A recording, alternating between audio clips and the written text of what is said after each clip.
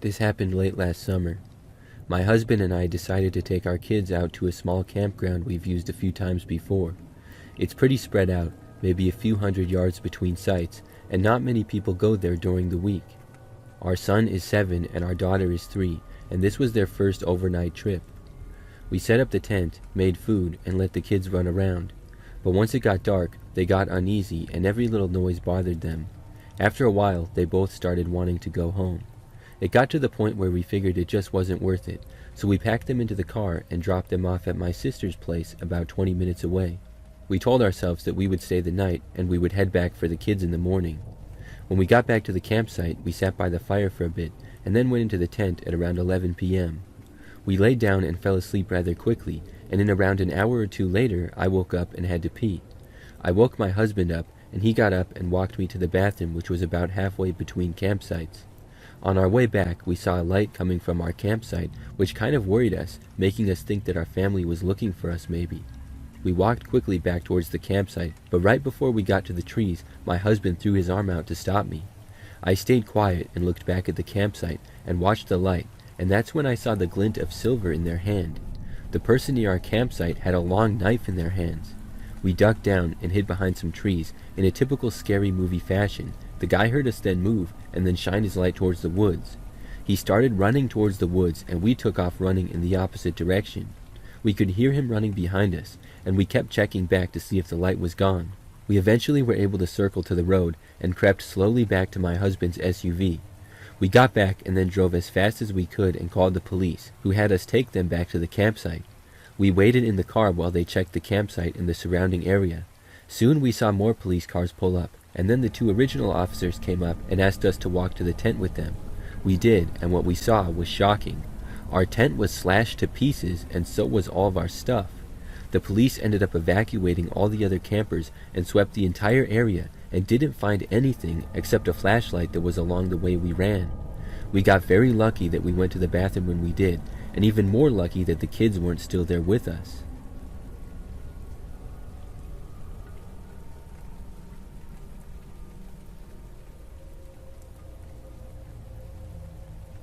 When I was about 14, I used to spend weekends at a friend's place outside of a small town in western Pennsylvania. His family had some land, mostly fields and a stretch of woods that ran along an old dirt road no one really used anymore. We'd ride his dad's old ATV around and mess around back there for hours. One winter I stayed over and we got a few inches of snow overnight. The next morning we took the ATV out and rode along the edge of the woods until we got bored. Then we parked it and walked in like we always did. That section of the forest had a lot of junk scattered around. Old farm equipment, tires, and just tons of debris. That day we decided to try building a small shelter with some branches and scrap wood we found. I had a small folding saw with me, so I wandered off a bit to find some branches that weren't frozen solid. I didn't go far, maybe a minute or two away, when I noticed something on the ground. It was a deer, or what was left of one, just mostly bones, but not clean. It looked like it had been pulled apart more than eaten. The ribs were split open in a way I hadn't seen before. I grew up hunting, so dead animals were not new to me, but something about it just didn't seem right. There weren't many tracks around either, which was strange with the snow. I went back and got my friend. He came over and looked at it for a few seconds, and just said maybe coyotes got it. We stood there a bit longer than we should have, then we went back to what we were doing. A little while later I was tying a branch to one of the supports when I noticed something between the trees. It looked like a person standing still, but I couldn't make out any details. I called out thinking maybe somebody else was out there. The shape shifted and moved behind a tree too fast to follow. I told my friend and he didn't really believe me. While he was talking, I looked past him and saw the same thing again, closer to us this time. It was standing out in the open but still hard to focus on, like my eyes wouldn't settle on it. I grabbed his arm and told him that we needed to go. He laughed at first, but then he turned and saw it too. He didn't say anything after that and we both just ran. We didn't stick together. I went straight for the field, crashing through branches, not really watching where I was going. When I got out to the open field, I finally stopped and turned around. My friend came out of the trees a little ways down, bent over trying to catch his breath. I asked him if he saw it, and he just nodded. We got on the ATV and went straight back to his house. His parents didn't take us seriously and said that we probably scared ourselves. Later in the day, we walked over to his neighbor's place, an older guy who lived there his whole life. We asked him if anything had ever happened in those woods. He told us that back in the day, there used to be a small logging operation back there many decades ago. He said there was an accident, something about a machine failing resulting in an explosion. A few people died and the place was shut down. Everything dangerous was cleaned up, but not nearly all of it, which explained the equipment and debris that was back there. We told him what we saw, even though it was hard to describe. He just said people used to report seeing things out there, especially in winter. We never went back. The ATV trails we used are probably grown over by now. I don't know what we saw that day, and I don't care to go back and find out.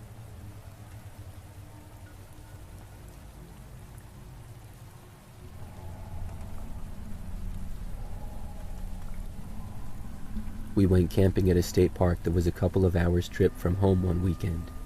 It was me, my parents, my uncle, and my younger cousin. By the time we turned in for the night, it was close to midnight, and I was ready for bed. Sometime later that night, I woke up needing to pee. I grabbed a flashlight and headed out into the woods a little bit to pee in some privacy. As I was doing so, I heard a dull tapping sound farther out into the woods.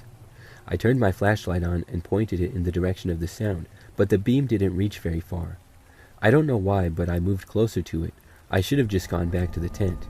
But I was curious as to what the sound was, because I knew there were no other campsites that way. Instead, I stepped between the trees and moved closer to the noise. After walking for a few minutes, the noise was getting louder. Eventually, I got closer, and my flashlight revealed a man standing near a tree. He had obviously seen my flashlight and was now looking towards me. I didn't have much time to take in the scene before a man started to move in my direction, but I could see it clear enough, and it was disgusting.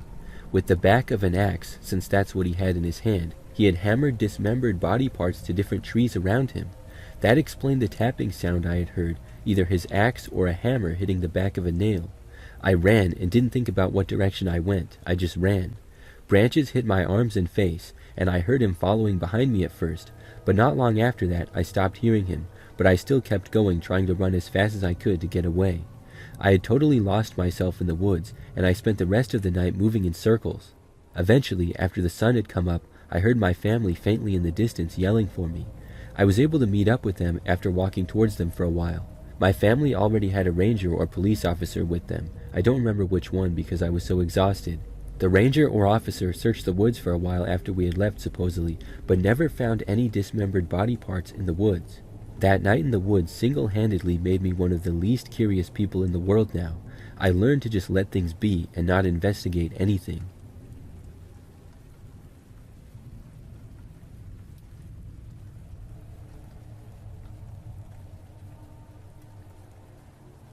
I was about 11 when this happened.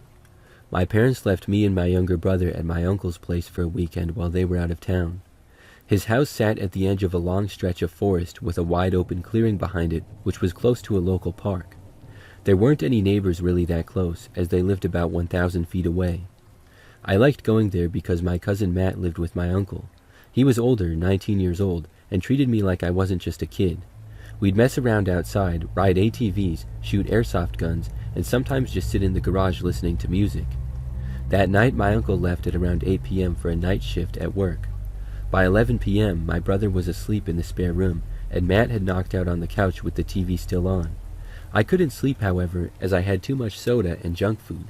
After a while, I grabbed a flashlight from the kitchen and slipped out the back door, thinking I'd go out into the clearing in the forest and shoot my airsoft gun. There was a path behind the yard that cut through the trees and eventually opened into the clearing in the woods near the park. We'd walked it a bunch of times during the day, but at night it felt longer.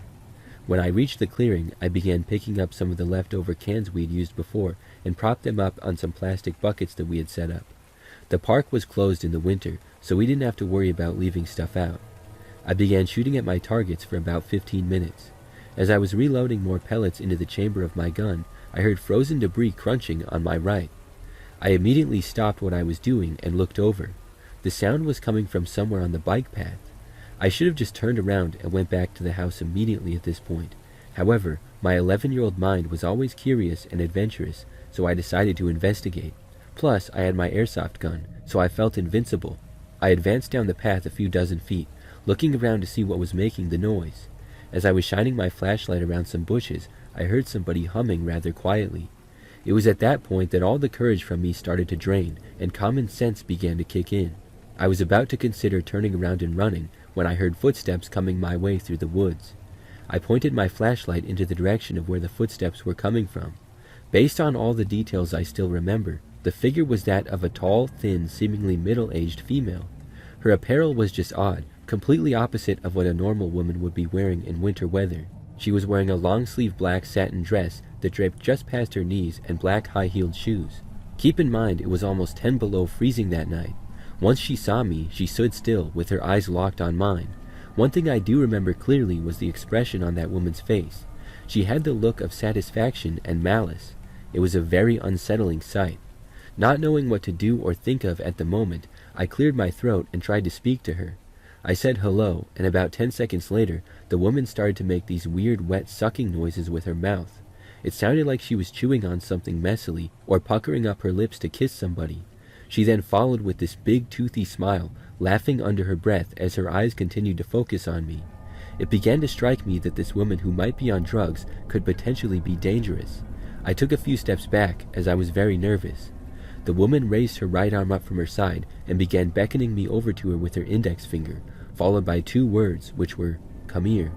I screamed, dropped my airsoft gun, spun around, and began to run back into the clearing, and then through the path in the woods back towards my uncle's house. While I was still running, I looked over my shoulder, and to my horror, I saw the woman was chasing after me. I could not believe this woman could run so fast despite the high heels she had on, especially through the woods on an uneven path. I was about 30 feet away from exiting the woods back to my uncle's lawn when I took another brief glance over my shoulder again. She was really close to me now, and I knew that she was going to catch me before I could make it across the whole lawn. Suddenly, right as we reached the grass of the yard, I heard the woman let out a loud gasp. Not an exhausted gasp, but more of a sudden surprise, followed by the sound of something heavy hitting the ground and a person getting the wind knocked out of them. I looked back just long enough to see the woman lying flat on the ground. She must have slipped on the slick grass or tripped over something and fell face first into the frozen grass. Thankfully, this gave me an advantage, and I continued running until I made it up to the house. As I slammed the sliding door shut, I woke my cousin Matt up and quickly blurted out what had happened to me. He took his revolver out of the closet and searched around outside of the house and yard, but the lady had disappeared by then, and he wasn't going to go into the woods looking for her. The next day, my cousin and a buddy of his went through the woods to the clearing to recover my airsoft gun I had dropped, which thankfully was still there. They didn't see anything out of the normal, but I was still scolded slightly the next day about my decision to go out to the clearing alone the night prior. I still don't understand what that woman was doing out there that night. The only thing I know is that she was crazy and clearly had bad intentions for me.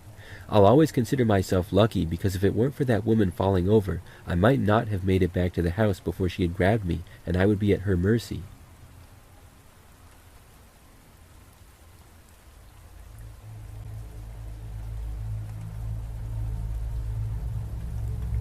I grew up in a very rural area with dense forests and no other houses than ours around.